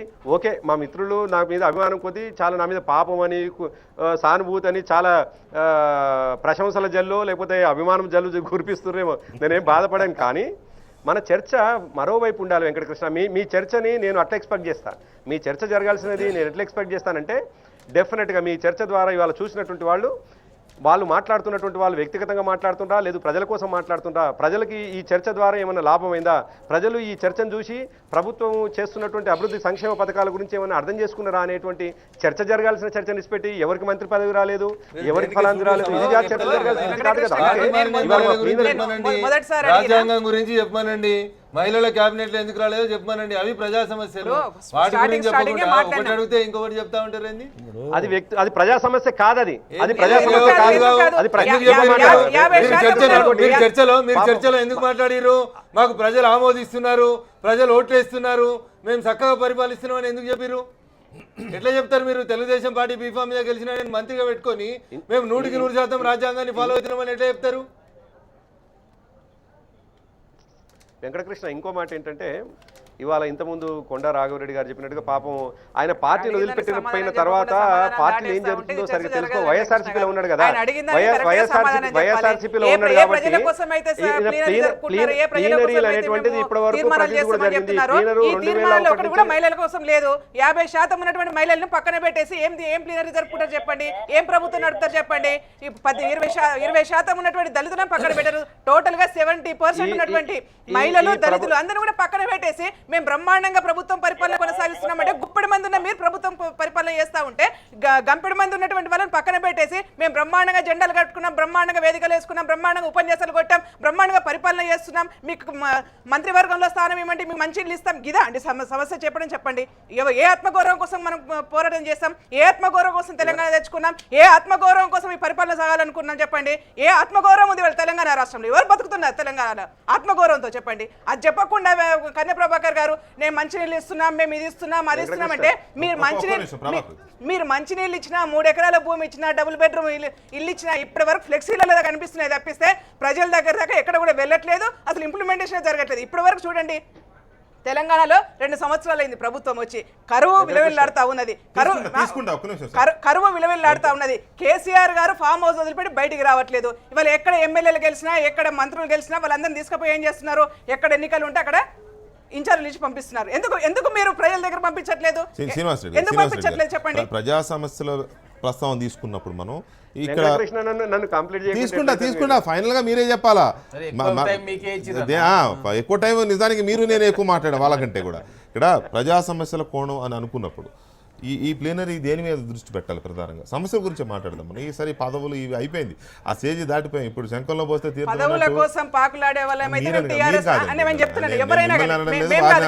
ఎవరైనా ఇప్పుడు తెలంగాణ ఉద్యమం కోసం జెండా పట్టుకున్నటువంటి శ్రీనివాస్ అన్న కానీ, కేకే అన్న కానీ, రఘునందన్ కానీ, నేను కానీ, అలాంటి వాళ్ళకి చాలా మంది బయట ఉన్నారు. పదవుల కోసం పాకులాడే వాళ్ళు అయితే అందరం కూడా టీఆర్ఎస్ లోనే ఉండే వాళ్ళము. కేసీఆర్ గారు చేసినటువంటి పద్ధతులు నచ్చక తెలంగాణ కోసం అవసరం మీద బయట ఉండి కొట్లాడదామని చెప్పి బయటకు వచ్చిన వాళ్ళ మీద తప్పిస్తే ఇవాళ తెలంగాణ ద్రోహులందరూ కూడా తెలంగాణ రాష్ట్ర సమితిలో ఉన్నారు. నిజమైన తెలంగాణ వాదులందరూ కూడా బయట ఉన్నారు. ఈ ప్లీనరీకి మొదటి జరిగిన ప్లీనరీకి తేడా ఇదే. ఇవాళ ఈరోజు ప్లీనరీలో మనం ఏం తీర్మానాలు పెట్టుకుంటాము, తూతూ మంత్రంగా 10 నిమిషాలు ఎవరో మాట్లాడతారు, అయిపోతుంది. కానీ ఈరోజు రాష్ట్రంలో ఉన్న ప్రధాన సమస్య రైతులది, రైతుల బాగోగులు. వాళ్ళకు అన్ని రకాలుగా ప్రభుత్వం తరఫున అందాల్సిన సహాయ కార్యక్రమాలు కానీ ఫెసిలిటీస్ కానీ అందుతున్నాయి అంటే ఎక్కడా అందట్లేదు. గ్రామీణ స్థాయిలో ప్రభుత్వ యంత్రాంగం మొత్తం కూడా స్తబ్దత ఆవరించింది. ఏ అగ్రికల్చర్ ఎక్స్టెన్షన్ ఆఫీసర్స్ కూడా గ్రామాల్లో లేరు. కరువు వస్తుంది బాబు మీరు చేయండి, మీరు కరువు సహాయ చర్యలు తీసుకోండి పోయిన సంవత్సరమే చెప్పినాం. అంటే అంతకంటే ముందు కరువు వచ్చింది, అప్పుడు ఏం చేయలేదు, పోయిన సంవత్సరం ఏం చేయలేదు. ఈరోజు వర్షాలు రాకుంటే మేమేం చేస్తాం? ఇదా పద్ధతి? ప్రభుత్వం వ్యవహరించే తీరు ఇదేనా? ఈరోజు మహారాష్ట్రలో అంతా చాలా తీవ్రమైన కరువు ఉంది. అక్కడ పశుగ్రాస యంత్రాలు రైళ్లలో ట్రైన్స్లలో పశుగ్రాసాన్ని తీసుకుపోతున్నారు. పోయినసారి మేము అడిగాం, పశువులు ఇట్లా చచ్చిపోతున్నాయి, మనుషులను అంటే మనం కాపాడుకోవచ్చు, మనుషులు వలసపోతారు, కానీ పశువుల సంగతి ఏంది? ఆ పశువులు పోతే ఈ రైతులు ఎట్లా బతుకుతారు భవిష్యత్తులో? ఇవన్నీ చెప్తే కరువే లేదు, వర్షాలు వస్తాయని చెప్పి ముఖ్యమంత్రి గారు చైనా నుంచి వచ్చి చెప్పిండ్రు. ఏ సందర్భంలో మేము ఈ ప్రభుత్వాన్ని సరైన గాడిలో పెట్టడానికి ప్రయత్నం చేయలేదో మీరు చెప్పండి. ప్రతి సమస్యను మాకు అన్నీ తెలుసు అంటున్న వీళ్ళు ఏనాడైనా ఆ సమస్యను నిజాయితీగా పరిష్కారం చేయాలని కోరుకున్నారా? ఎంతసేపు కేరళలో పెళ్ళి అయితే హెలికాప్టర్ వేసుకొని పోవాలి, బాంబేలో ముఖేష్ అంబానీని కలవాలి, సింగపూర్లో ఇంకోరిని కలవాలి, అమెరికాలో ఇంకోరిని కలవాలి, ఈ ఐటీ ఇండస్ట్రీలో మాయా ప్రపంచాన్ని తిప్పాలి, టీ హబ్బులు పెట్టాలంటారు. కానీ సామాన్య రైతుకు, తెలంగాణ ఉద్యమకారునికి వీళ్ళందరికీ ఏం చేసింది? ఇంకొకటి, కళ్ళ ముందు ఆత్మహత్యలు చేసుకుంటున్నారు తెలంగాణ ఉద్యమకారులు. యాకస్వామి యాదవ్ టీఆర్ఎస్లో మా కళ్ళ ముందు పనిచేసిండు, 2 సంవత్సరాలు సహాయం అందక పోయి రైలు కింద పడి చచ్చిపోయాడు. అదే తెలంగాణ చరిత్రను వల్లేస్తున్న శ్రీజ అనే అమ్మాయికి 10 లక్షల రూపాయలు ఇస్తారు. ఆ యాకస్వామి గారి దగ్గర కనీసం కనప్రభాకర్ గారు పోయినరా, వాళ్ళ జిల్లాగా జగదీశ్వర రెడ్డి గారు పోయినరా? ఎక్కడ పోతా ఉంది ఈ ప్రభుత్వం? అంటే కనీసం మానవీయ కోణం కూడా లేకుండా పాషాణ హృదయాలు అయినాక వీరు తెలంగాణ ఏం పరిపాలిస్తారు? తెలంగాణ ప్రజల రక్తాన్ని పీల్చుకుంటున్నారు వీళ్ళు. ఎందుకు అంటే ద్రోహులను తెచ్చి అందలం ఎక్కించారు కాబట్టి ఆ తెలంగాణ ఈ ప్రభుత్వానికి లేదు అని చెప్పక తప్పదు. ఇంకొకటి, గత ప్రభుత్వంలో 50 సంవత్సరాల్లో ఏ ముఖ్యమంత్రి అయినా ప్రజలకు అందుబాటులో ఉంటుండే, సెక్రటేరియట్లను, క్యాంప్ ఆఫీసులు. ఈ ముఖ్యమంత్రి గారు మీరు ఛాలెంజ్ చేస్తా ఉన్నా, మీరు తీసుకోండి అపాయింట్మెంట్ 2 రోజులలో తెలుస్తుంది. ఫామ్ హౌస్ ఉంటాడా, సెక్రటేరియట్ ఉంటాడా, ఎక్కడ ఉంటాడో ఎవరికి తెలియదు. ఇంత అద్భుతమైన పరిపాలన జరుగుతుంది కాబట్టి బంగారం ఎక్కడో డిపాజిట్ అవుతుంది, ప్రజల దగ్గర లేదు. ఓ మెగా కృష్ణారెడ్డి దగ్గరనో ఇంకోటో నవయుగానో వివయుగానో అక్కడ డిపాజిట్లు అవుతా ఉన్నాయి. ప్రజలకు ఏమొస్తుంది ఇక్కడ తప్ప. తెలంగాణ అనే కోణంలో తీసుకున్నప్పుడు ఈ ప్లీనరీ ఎలా జరగాలని కోరుకుంటున్నారు? ఇక్కడ నేను ముందు మా మీద ఒక ఆరోపణ చేసిన గారు. ఎవరు? నేనా? మీరే. తెలంగాణ ప్రజా సమస్యల మీద కాకుండా మీరు పదవులను మాట్లాడుతున్నామని చెప్పి. అవును, ఎంతసేపు ఇక్కడిక్కడ తిరుగుతుంది కదా. మాట్లాడగానే మేము ముందర చెప్పాను, బంగారు తెలంగాణ అన్నప్పుడు చెప్పిన నేను. బంగారు తెలంగాణ ఎప్పుడు వస్తుందంటే ఆ ఉద్యమంలో మనసా వాచా కర్మన పాల్గొన్న వాళ్ళు, ప్రభుత్వంలో ఉన్న వాళ్ళు ప్రభుత్వంలో ఉంటే బంగారు తెలంగాణ వస్తుందని చెప్పారు. అదే మాదిరిగా రైతుల యొక్క ఆత్మహత్యలు, వాళ్ళకు ఉన్న రైతుల రుణమాఫీ గురించి కూడా మాట్లాడాను నేను. రైతుల రుణమాఫీ వాళ్ళ విడతలుగా పోతుంది. ఇవాళ ఈ ఆర్భాటాలు అంగుల కంటే కూడా రైతుల రుణమాఫీ ఏక విడుదల చేయండి, ఒకటే విడుదల చేయండి వాళ్ళకు పోతే అని చెప్తున్నాం. ఇవాళ రెండోది ఇలా చదువుకున్న విద్యార్థులకు ఫీజు రీయింబర్స్మెంట్లో మొన్నటికి మొన్న మాటలు కోటలు దాటితే చేతులు తంగలు దాటేవిలాయి. 3,000 కోట్లు ఇస్తున్నా అని చెప్పి డాంబికాలు పలికిండ్రు. ఇలా వచ్చింది ఎంతనండి, విదిలించింది ఎంత? 750 కోట్లు. 2,250 కోట్లు ఇంకా బీసీలకు ఎస్సీలకు ఎస్టీలకు వచ్చిన ఫీజు రీయింబర్స్మెంట్ రారే ఇవాళ. ఇలా వాళ్ళకి డబుల్ బెడ్రూమ్లు ఇండ్లు ఎందుకు ఇస్తున్నావు నువ్వు? ఇలా నువ్వు 30 కోట్లు పెట్టుకొని నువ్వు ఇల్లు కట్టుకోవడానికి వాళ్ళకి డబుల్ బెడ్రూమ్ ఆశ చెప్తున్నావు. ఇవాళ నువ్వు అవి కూడా చూడలేదు కదా. డబుల్ బెడ్రూమ్ ఇల్లు ఏమో వాళ్ళకి ఆశ చూపిస్తున్నావు. నువ్వు 30 కోట్లు పెట్టి నీ బంగాళా కడుతున్నావు. ఏం అవసరం అండి ఇలా 30 కోట్లు పెట్టి బంగాళా? 900 కోట్లు పెట్టి సెక్రటరీ ఎందుకండి? ఇన్ని సమస్యలు ఇక్కడ కొట్టుముట్టాడుతుంటే తెలంగాణలో ఆకలి చావులు, ఆత్మహత్యలు, ఇలా కరువు కాటకాలతో విలయతాండవం చేస్తుంటే ఈ ఆకాశ ఆర్మ్యాలు ఏమని కావాలి? కొత్త సెక్రటరియట్ ఏం కావాలి? ఉన్నది సరిపోదా సెక్రటరియట్? తర్వాత ఇవన్నీ కూడా బతుకు తెలంగాణ కావాలి. ఇలా బంగారు తెలంగాణ కాదు, బహుజన బతుకు మెతుకు తెలంగాణ కావాలి. ఇలా ఈ తెలంగాణ రాష్ట్రంలో ఉన్న బహుజనులు బతుకు దుర్భరంగా ఉన్న వాళ్ళకు మెతుకులు కావాలి. ఇవాళ ఆ బతుకు వలసలు ఎందుకు ఆగుతున్నాయండి? ఇలా బొంబాయి, దుబాయ్, బొగ్గుబాయి బతుకులు ఆగినాయి ఇవాళ. ఇలా తెలంగాణ రాష్ట్రం ఏర్పడిన తర్వాత ఎంతమంది బొంబాయికి పోయినరు, ఎంతమంది దుబాయ్కి పోయినరు, ఎంతమంది బొగ్గుబాయిలు చచ్చిపోతున్నారు. వాళ్ళ సావుల గురించి, వాళ్ళ సమస్యల గురించి నేను మాట్లాడినరా? కాగానే రోడ్డు పొంటి పోతుంటే ఒక బండి ఆపంగానే ఆపి వాళ్ళకి ఇచ్చి దాన్ని పేపర్లు వేయించుకోవాలి. ఇలా పౌర హక్కులు, ప్రజాస్వామిక హక్కులు అన్నీ కూడా కాల రాస్తున్నారు. అంబేద్కర్ గారికి 125 అడుగులు కట్టండి, వద్దన్న మేము గౌరవించండి ఆయనని. కానీ ఆ బతుకులను, ఆ దళిత బతుకులను బాగు చేసే దిశగా మీరు ప్రణాళికలు రూపొందించండి, వాటి గురించి మాట్లాడండి. ఇక దళిత స్టడీ సర్కిల్ కొరకు ఒకటి ఏమైనా సరిపోయింది అక్కడ? ఇలా దళిత బతుకుల గురించి మాట్లాడండి. అప్పుడు చేసిన రెస్టీల కొరకు ఏది మన ఆదివాసుల కొరకు ఏదో భూమి పూజ చేసిండు ఇక్కడ, అది ఎక్కడ ఆగింది? మొదటిసారి ఫస్ట్ రాగానే బంజారా భవన్ దాన్ని ఆగింది.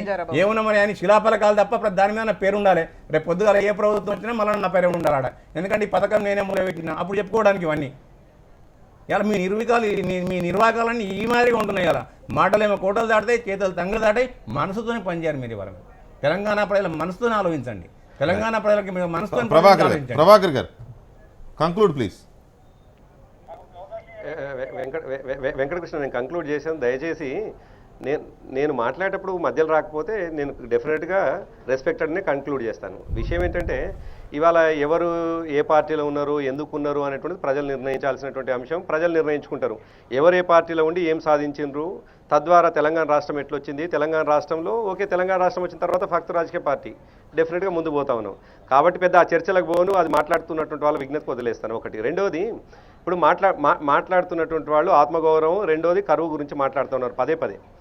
ఆత్మగౌరవం అనేటువంటి మాట గురించి నేను మాట్లాడుతున్నప్పుడు ఒక మహిళ మాత్రమే పదవి రావడంతో తెలంగాణ మహిళలందరూ కూడా ఆత్మగౌరవం అదైపోతుంది అనేటువంటి భావిస్తే నేనేం చేయలేను. కానీ ఇవాళ గుడిసెలల్లో ఇల్లుండి చాలా కాలంగా బతకలేని చాలని జీవితాలతో ఉన్న వాళ్ళకి డబుల్ బెడ్రూమ్ ఇల్లు కట్టిస్తాము అని చెప్పేసి ఆలోచన చేస్తున్నటువంటి ఈ ప్రభుత్వం ఇవాళ మహిళని ఆత్మగౌరవంగా బతకాలని చెప్పేసి ప్రయత్నం చేస్తూ ఉంది. అదేవిధంగా వితంతువుగా మిగిలిపోయి కేవలం 200 రూపాయలకే పరిమితం అయిపోయి 200 కోసం లైన్లు కట్టినటువంటి మహిళ నేనే మాట్లాడుతున్నా. నాకు చాలా ఆశ్చర్యం వేసింది మీ ఇనిషియల్ స్టేట్మెంట్. ఒక మహిళకు మంత్రి పదవి ఇచ్చినంత మాత్రాన తెలంగాణ మహిళలందరికీ లాభం చేసినట్టు అవుతుందా అని మీరు వేసిన ఆ ప్రశ్న నాకు అర్థం కాలే. ఫస్ట్ అంటే తెలంగాణ మహిళలందరికీ మంత్రి పదవులు ఇవ్వరు కదా, వారి ప్రతినిధులుగా ఒకరికి ఇద్దరికి వస్తూ ఉంటాయి. Please continue. వెంకటకృష్ణ, నేనేమంటున్నానంటే ఒక పదవితోటే అందరి ఆత్మగౌరవాల్ని కాపాడడం కోసం, ఆత్మగౌరవంగా బ్రతకడం కోసం ఈ ప్రభుత్వం ఏం చేస్తుందో చెప్పే ప్రయత్నం చేస్తున్నాను నేను. ఇవాళ తెలంగాణ మహిళ ఆత్మగౌరవంగా బ్రతకాలి అంటే తను మంచి ఇంట్లో ఉండాలని, ఆత్మగౌరవంగా బతకాలని ప్రయత్నం చేస్తా ఉన్నాం. వితంతువుగా ఉన్నటువంటి ఆమె 200 కోసం లైన్లో నిలబడితే కాదు, 1000 రూపాయలు వితంతు ఫెన్షన్ ఇచ్చేసి ఆత్మగౌరవంగా బతికేటువంటి పరిస్థితి ఇస్తా ఉన్నాం. ముసల్తనంలో బతకలేని పరిస్థితిలో ఉన్నటువంటి వాళ్ళకి ఇవాళ ఆత్మగౌరవం ఉండడం కోసం 1000 రూపాయల పెన్షన్ ఇచ్చి ఆత్మగౌరవంగా బతికేటువంటి ప్రయత్నం చేస్తూ ఉంది తెలంగాణ ప్రభుత్వం. అదే కాదు, ఇవాళ కరువు గురించి మాట్లాడితే ఒక కరువు తెలంగాణకి పరిమితం కాలేదు. ఇంతకుముందు చెప్పినాను, రాయలసీమలో కూడా కరువు ఉన్నది. రాయలసీమలో రోజుకొక రైతు పుట్టుకుమంటా ఉన్నాడు, రోజుకో రైతు చనిపోతా ఉన్నాడు. ఎవరి పాపం అండి ఇది? ఎవరి పాపానికి పరాకాష్ట ఇవాళ రైతు చనిపోయినటువంటిది?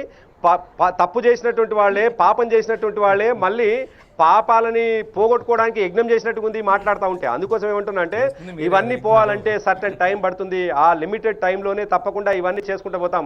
అందుకే నేను ఏమంటున్నానంటే ఒకరికి పదవి రావడంతోటో, లేకపోతే మరొకరు అందలం ఎక్కడంతోటో, లేదు ఒకరి పక్కన కూర్చోవడంతోటో, లేదు ఒకరి పక్కన కూర్చోవడం పోవడంతోటో తెలంగాణ దరిద్రం పోదు. తెలంగాణ దరిద్రం పోవాలంటే తప్పకుండా ఈ ప్రభుత్వము సంక్షేమ పథకాలని, ఈ ప్రభుత్వము అభివృద్ధి కార్యక్రమాలని సమర్థవంతంగా ముందుకు తీసుకుపోతుంది కాబట్టి అప్పుడు దరిద్రం పోతుంది. కానీ ఇవాళ కృష్ణా గోదావరి జలాలని సద్వినియోగం చేసుకొని రావాల్సినటువంటి న్యాయమైనటువంటి హక్కుని వాడుకొని 1230 టీఎంసీలని తెలంగాణ ప్రజలకు కాళ్ళకాడికి పంపించినప్పుడే, 1 కోటి ఎకరాల భూములకు నీళ్ళు ఇచ్చినప్పుడు మాత్రమే ఆత్మగౌరవంతో తెలంగాణ ప్రజలు బ్రతుకుతారు తప్ప ఒక మనిషికి పదవి రావడమో పాకపోవడంతో ఆత్మగౌరవంగా బ్రతకడు.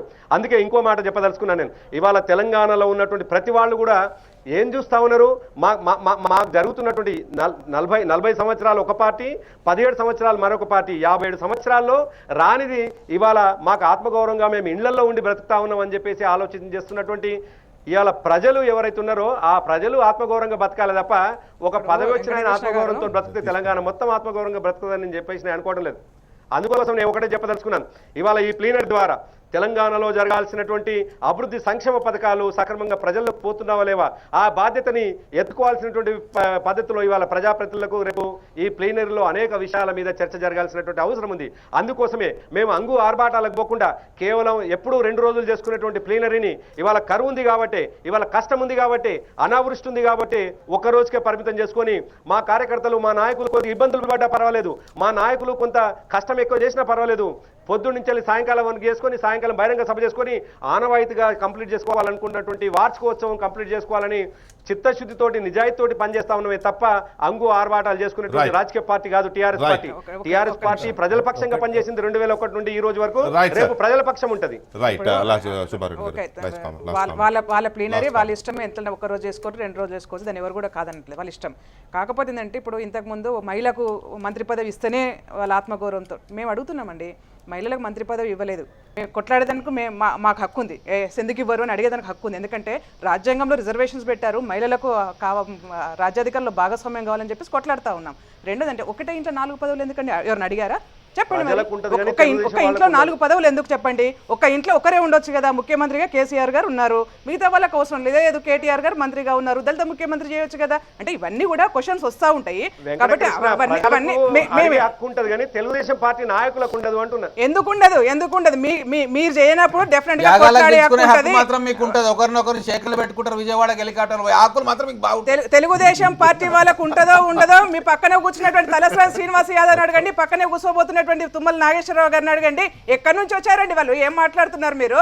తెలంగాణలో తెలంగాణ కోసం తీర్మానం చేసి తెలంగాణ రాష్ట్రం కోసం అఖిలపక్ష సమావేశాన్ని మెడలు వంచి ఒప్పించినటువంటి పార్టీ తెలుగుదేశం పార్టీ. అది మర్చిపోతే మేమేం చేయలేము. కానీ మేము అనేది ఏంటంటే ప్లీనరీ గురించి నేను కంక్లూజ్, ప్లీనరీ జరుపుకుంటా ఉన్నారు, బ్రహ్మాండంగా చేసుకోవడం మేము కాదనట్లేదు. ముఖ్యమంత్రి గారు స్పష్టమైన ప్రకటన ప్రజల కోసం ఏం చేయబోతారో ఆ ప్లీనరీ ద్వారానే చెప్తే బాగుంటుందని చెప్పి మేము. కర్నె ప్రభాకర్ గారు ఒక్కటి చెప్పాలి, నేను మొదటి నుంచి కూడా అంటున్నాను, ఆత్మవంచన చేసుకొని మాట్లాడకండి మీరు. ఇలా వితంతు పెన్షన్ కానీ వికలాంగుల పెన్షన్ కానీ పోయిన ప్రభుత్వాలు, గత పాలకులు, మీరు అంటున్న గత పాలకులు ఉన్నప్పుడు కరెక్ట్ 1వ తారీఖు నాడు, 2వ తారీఖు నాడు, 3వ తారీఖు నాడు ఫిక్స్ అయిపోయి పెన్షన్లు వచ్చేటి. మీరు పెన్షన్ లేక ఏ డేట్ నాడు వస్తారో మీ పెన్షన్లు తెలియదు, ఏ డేట్ నడుస్తారో మీకు తెలియదు. ఒక్కొక్క జిల్లాలో ఇప్పటికి 3 నెలల నుంచి పెన్షన్లు ఇవ్వలేదు. ఇవన్నీ కూడా పేపర్లు వస్తున్న కథనాలు. ఎందుకండి మీరు అబద్ధాలు ఆడతారు ప్రభాకర్ గారు? మీరు ఎందుకంటే ప్రభుత్వంలో ఉన్నారు, పార్టీ పరంగా ఉన్నారు, మీరు మాట్లాడండి. కానీ వేరే ప్రభుత్వాలను వచ్చే ముందు మీ గురించి మీరు ఆలోచించుకోండి.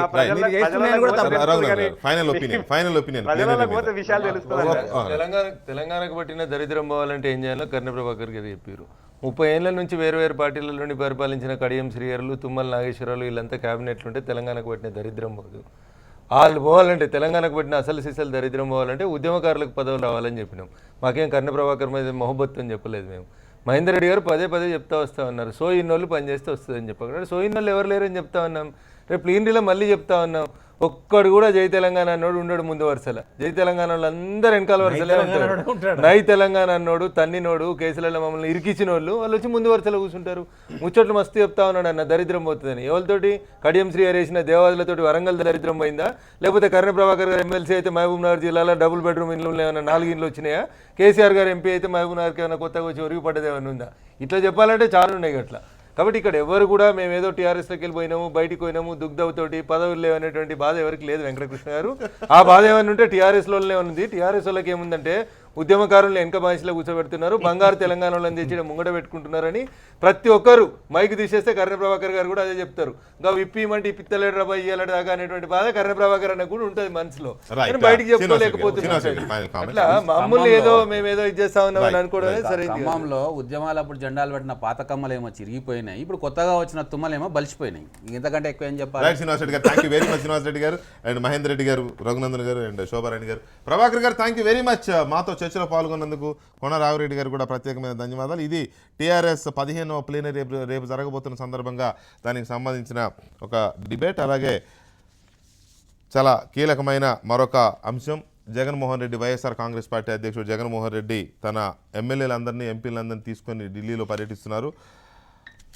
ఆయన చంద్రబాబు నాయుడు అవినీతి మీద ఒక పుస్తకాన్ని కూడా ప్రచురించి ఇవాళ సాయంత్రం రిలీజ్ కూడా చేశారు. దానికి సంబంధించి ఈ పుస్తకం ఎలాంటి పరిణామాలకు దారితీయబోతోంది, గతంలో రాజా ఆఫ్ కరప్షన్ అంటూ రాజశేఖర రెడ్డి మీద అప్పటి తెలుగుదేశం పార్టీ విడుదల చేసిన బుక్కి కౌంటర్గా ఇప్పుడు ఎంపరర్ ఆఫ్ కరప్షన్ అంటూ కొత్త పుస్తకాన్ని రిలీజ్ చేశారు. దాదాపు 1,20,000 కోట్ల రూపాయల అవినీతికి చంద్రబాబు నాయుడు పాల్పడ్డారు అనేది ఆ పుస్తకం యొక్క సారాంశం. వివిధ పథకాల వారీగా, అంశాల వారీగా ఏ అంశంలో అవినీతి జరిగింది, ఎలా అవినీతి జరిగింది, ఎమ్మెల్యేలు ఎలా కొనుగోలు చేస్తున్నారు అనేది ఆ బుక్లో పెట్టి దాన్ని ఢిల్లీలో పంపిణీ చేసే కార్యక్రమంలో జగన్ టీం అక్కడ నిమగ్నమై ఉంది. దీని ఫలితం ఎలా ఉండబోతోంది, పార్టీల నాయకులు ఎలా స్పందిస్తున్నారు, డిబేట్ నెంబర్ 2లో చిన్న బ్రేక్ తర్వాత.